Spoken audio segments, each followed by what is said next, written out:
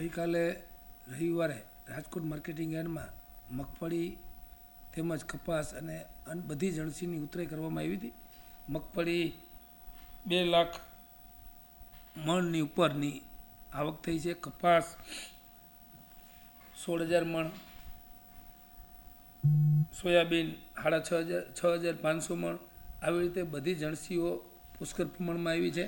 આશરે 1,300થી 1,400 જેટલા વાહનો સૌરાષ્ટ્રના અલગ અલગ ગામોમાંથી આવેલા અને ખેડૂતો રાજકોટ યાર્ડમાં પોતાનો માલ સુરક્ષિત રહે એ રીતે ઉતરાઈ કરી અને કાલે ઉતારવામાં આવ્યો હતો.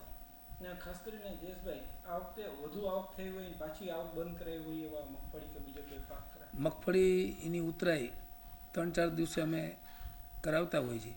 મગફળીની પુષ્કળ આવક હોય એટલા માટે જે વધુ આવક થઈ ગઈ હોય એટલે એની 3થી 4 દિવસ માટે જ્યાં સુધી એનું વેચાણ ન થાય ત્યાં સુધી જગ્યા ઉપલબ્ધ ન હોય તેથી અમે આવક બંધ કરતા હોઈએ. આ વખતે ભાવની શું સ્થિતિ?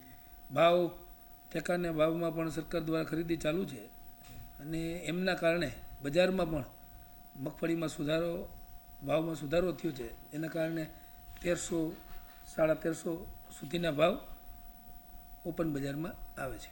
ખાસ કરીને થોડા ટાઈમ પહેલાં જે ભાવ મળતા હતા એમાં સુધારો થયો છે, તો હજુ સુધારો થાય એવું તમને લાગે છે?